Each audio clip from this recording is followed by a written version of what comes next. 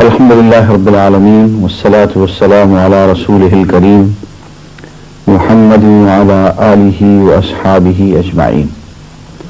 أعوذ بالله من الشيطان الرجيم. بسم الله الرحمن الرحيم.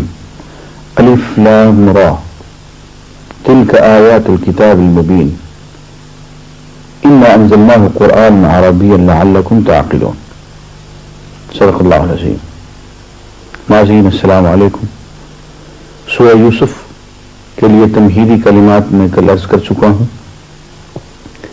آج اس کی پہلی آیت میں نے تلاوت کی ہے. الف لام را، یہ تو کوڈ ورڈز ہیں.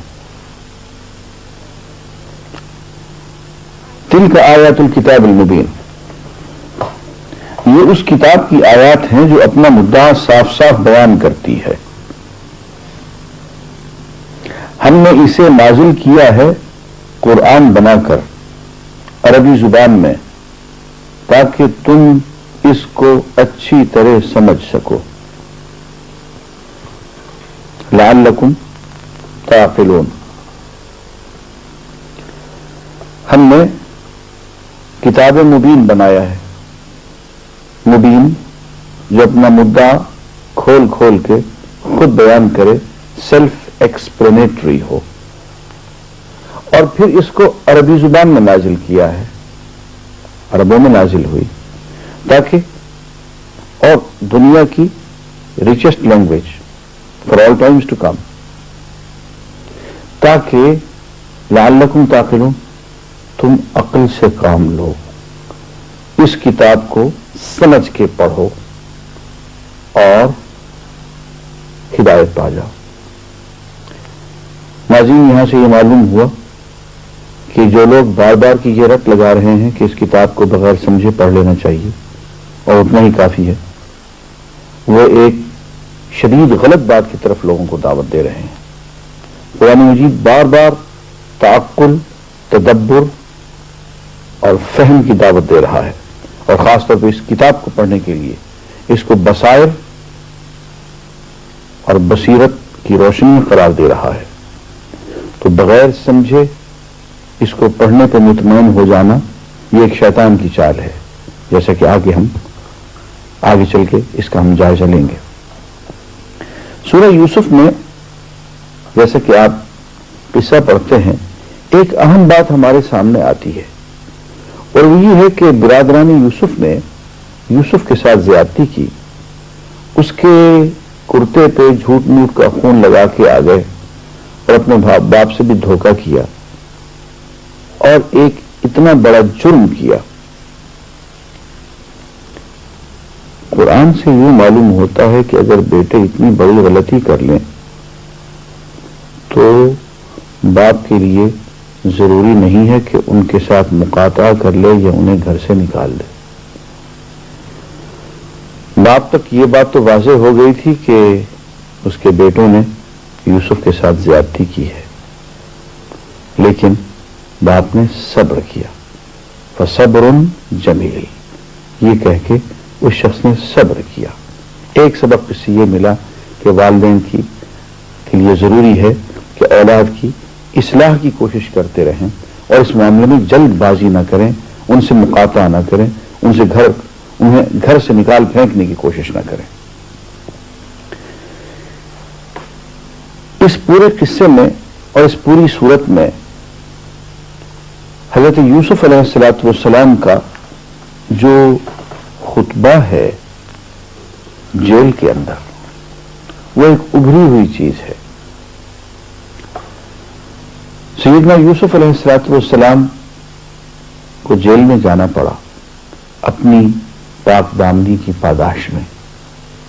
معلوم ہوا کہ یوں بھی ہوتا ہے، لوگوں کو اپنی نیکی، تقوی اور پاک دامنی کی قیمت بھی دینی پڑتی ہے. سیدنا یوسف کے دینا پڑی.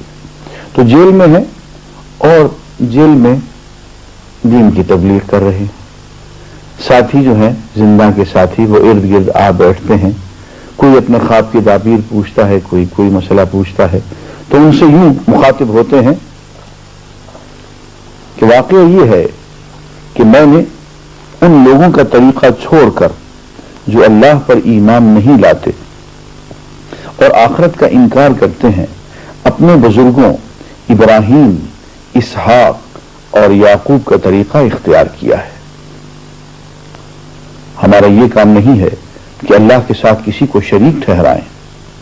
در حقیقت یہ اللہ کا فضل ہے ہم پر اور تمام انسانوں پر کہ اس نے اپنے سوا کسی کا بندہ ہمیں نہیں بنایا، مگر اکثر لوگ شکر نہیں کرتے۔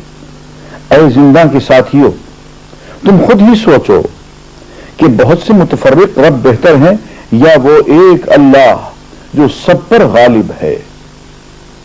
اس کو چھوڑ کر تم جن کی بندگی کر رہے ہو وہ اس کے سوا کچھ نہیں ہے کہ بس چند نام ہیں جو تم نے اور تمہارے آباء و اجداد نے رکھ لیے ہیں۔ اللہ نے ان کے لیے کوئی سند نازل نہیں کی۔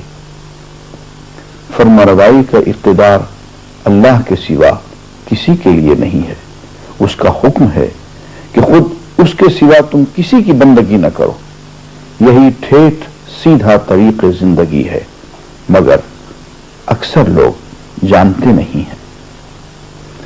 یہ سیدنا یوسف کا خطبہ ہے، اور اس کے بعد آگے چل کے جب سیدنا یوسف علیہ السلام کی پوزیشن واضح ہو جاتی ہے، ان کی عفت اور پاک دامنی کا سکہ سب کے دلوں میں بیٹھ جاتا ہے،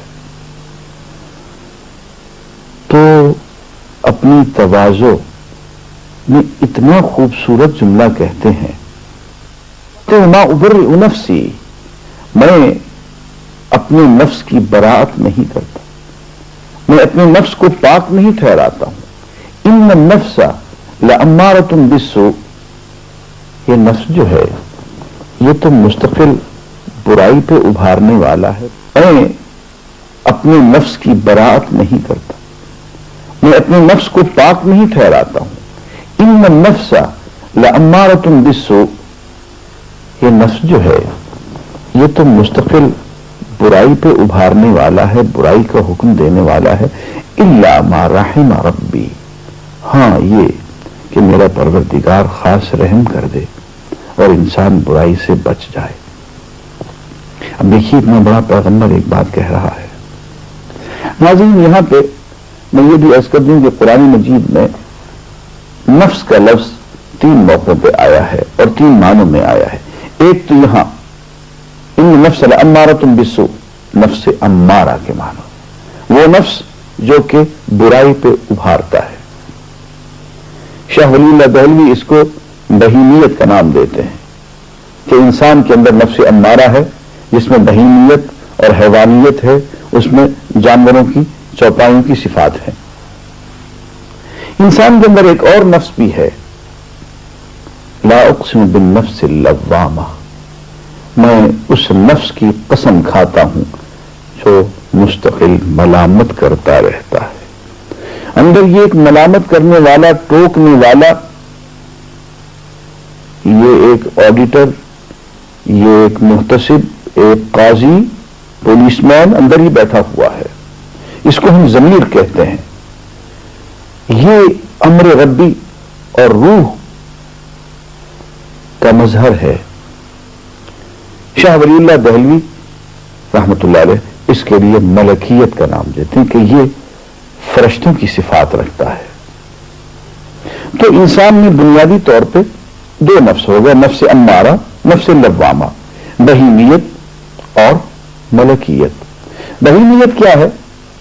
چوپایوں کی صفات، جانوروں کی، یہ چاہے کہ انسان زیادہ کھائے، زیادہ پیے، زیادہ سوئے، زیادہ لذت اٹھائے، دوسروں کا حق مارے، کھاتا چلا جائے، کسی اور کی پرواہ نہ کرے۔ ملکیت یہ ہے، فرشتے کی صفات کیا ہے؟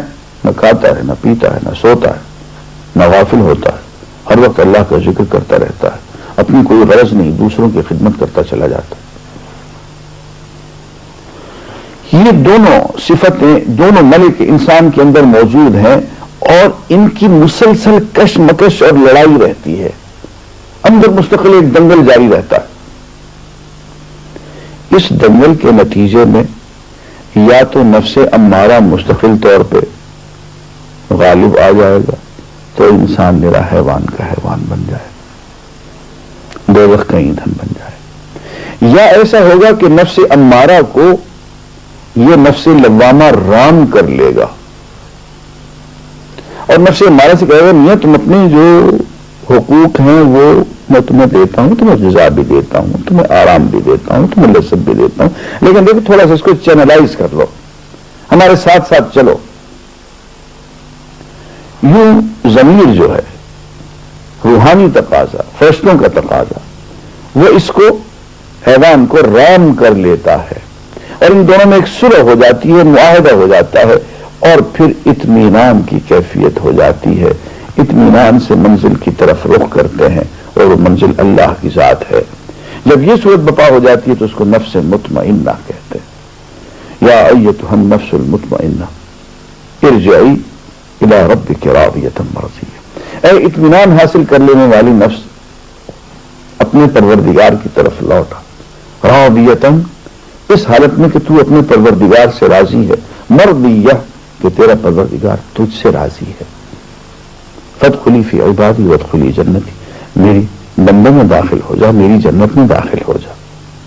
تو یہ نفس کی 3 کیفیات ہے، اس میں یہ روزے کے ذریعے سے کوشش ہی کی جاتی ہے کہ بہیمیت کا تقاضے، بہیمیت کا زور ٹوٹے اور ملکیت کا زور ابھرے، اور یوں اندر بیٹھا ہوا جو گھوڑا ہے، چوپایا ہے، وہ بے شک قوی ہو لیکن وہ سواری کا کام دے، اس کو سدھا دیا جائے، اس کو لگام ڈال دی جائے تاکہ انسان کی روح، اس کا ضمیر اس پہ سواری کرے اور اطمینان سے نفس مطمئنہ بن کے منزل کی طرف روانہ ہو۔